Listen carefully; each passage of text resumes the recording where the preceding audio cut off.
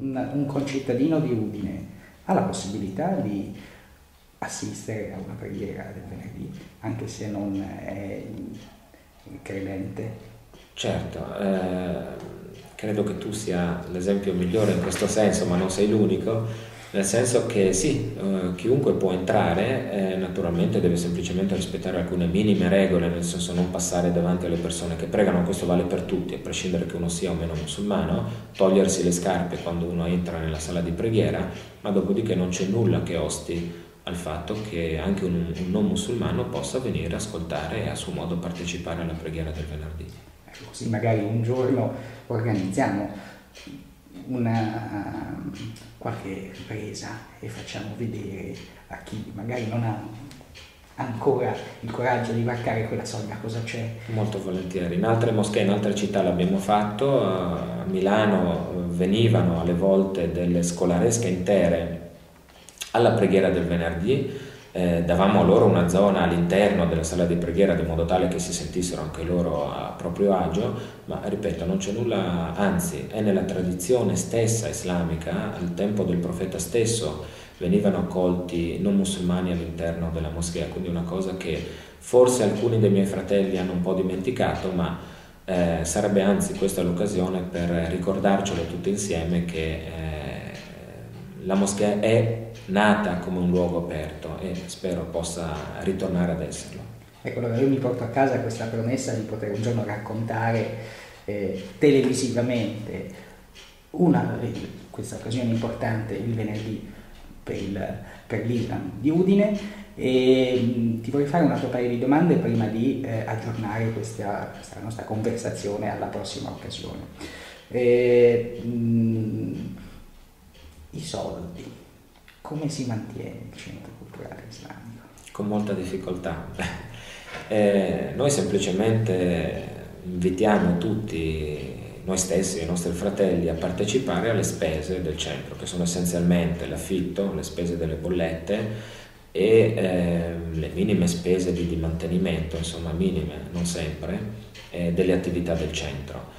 Quindi non riceviamo nessun tipo di finanziamento esterno, non riceviamo nessun tipo di finanziamento pubblico, ma sono semplicemente i frequentatori del centro stesso che, a seconda delle loro possibilità, in modo del tutto libero, decidono di donare al centro, al loro centro, quello che serve appunto per mantenere il posto aperto. E quindi diciamo che viviamo di elemosine, sì, si può dire. Ecco, quindi almeno nel caso di Udine non ci sono, non c'è l'impronta di stati stranieri che col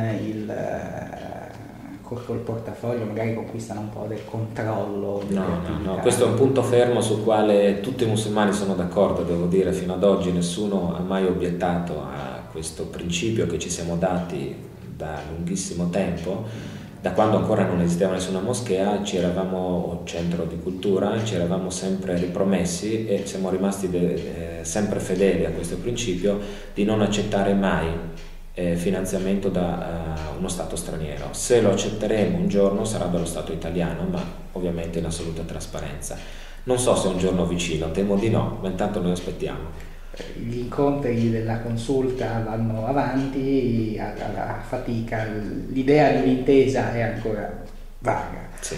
Ma di questo ne riparleremo. Prima di chiudere ti chiederei un approfondimento su quel secondo aspetto delle attività del centro culturale, su cui ci terrei a registrare una tua esternazione, cioè le attività per i ragazzi, per i bambini, per le bambine, figli dei fratelli e delle sorelle. Cosa fanno, quando, quanti sono?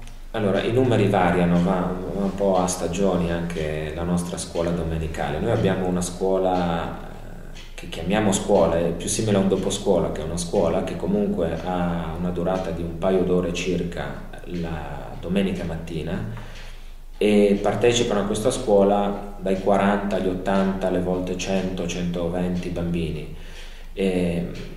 Non sempre raramente riusciamo nei nostri intenti, cioè quello di insegnare ai nostri figli gli elementi culturali, le cose principali che riguardano la fede islamica, quindi più spesso si trasforma in un'occasione di gioco più che di scuola vera e propria. Ma quello che stiamo facendo, o cerchiamo di fare sempre di più, è quello di trasmettere un tipo di istruzione che permetta ai bambini di avere un'identità nuova, che forse non abbiamo nemmeno noi, che è quella di farli sentire dei veri musulmani, ma dei veri italiani, anche senza il passaporto italiano, di cittadini italiani intendo dire, di cittadini che con un passaporto magari di colore diverso, però di fatto si sentono radicati, legati a questo territorio, a questa società. E questa è una sfida non da poco, anche per noi che non abbiamo gli strumenti forse nemmeno intellettuali per rispondere a una sfida di questo tipo, e rispondiamo con i nostri mezzi. Quindi insegniamo soprattutto in lingua italiana alla fine, perché è la lingua con la quale possiamo interloquire con i bambini. Insegniamo anche la lingua araba, ma non è la lingua di insegnamento, la lingua rimane la lingua italiana. Insegniamo alcuni elementi della storia dell'Islam più che della dottrina. Insegniamo, come dicevo, a fare capire ai bambini, e alle volte attraverso i bambini riusciamo anche a farlo capire ai genitori, questa è la vittoria più grande che possiamo ottenere, che vivere qui a Udine, in Friuli o in Italia o in Europa come musulmani lo si può, e alle volte paradossalmente lo si può fare addirittura meglio che in molti dei cosiddetti paesi musulmani. E quindi è una scuola nella quale i bambini non imparano semplicemente alcune sure del Corano o le lettere dell'alfabeto arabo, ma imparano a crescere in modo equilibrato, armonioso con il resto della società. Chi è fisicamente che segue i ragazzi?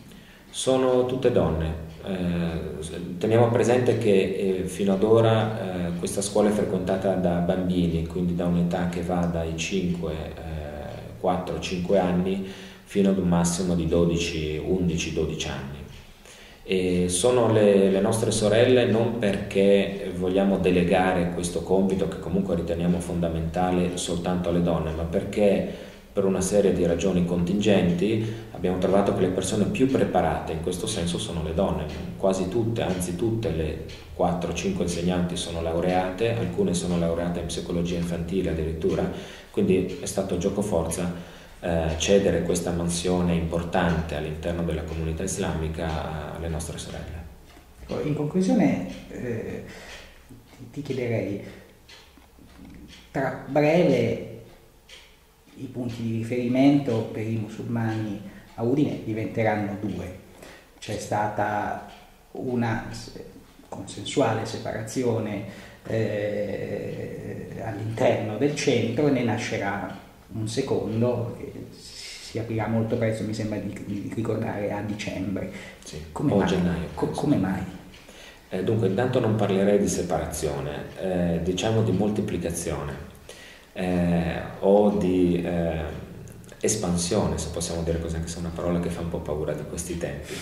Il centro di crescita, diciamo, il centro attuale, quello di Via del Vascello, ormai si è rivelato insufficiente.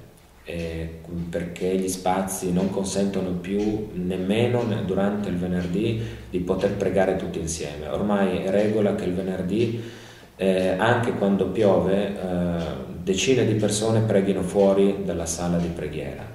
Per i bambini stessi i locali non sono sufficienti, e quindi abbiamo ritenuto di dover trovare un'altra sede. Il mio auspicio è che non rimangano soltanto 2, che nel futuro possano essere di più, e che quindi possano, attraverso questi centri musulmani e le musulmane, possano sentirsi ancora di più radicati nel territorio, identificarsi ancora di più con questa società. Ci rimane a margine di questo discorso un altro elemento che ci darebbe ancora più forza in questo senso di appartenenza a questa regione, a questa città, che è il cimitero, ma forse questo richiede un'altra discussione. Certo, noi abbiamo in programma almeno altre 2 occasioni per discutere anche degli aspetti della convivenza che richiedono degli accomodamenti reciproci, e l'aspetto delle sepolture mi sembra uno dei più salienti. Anche i musulmani muoiono. Alcuni desidererebbero che ciò avvenisse subito, ma il buon Dio ogni tanto procrastina la nostra figlia. L'appuntamento è alla prossima occasione e buon pomeriggio. Grazie a voi.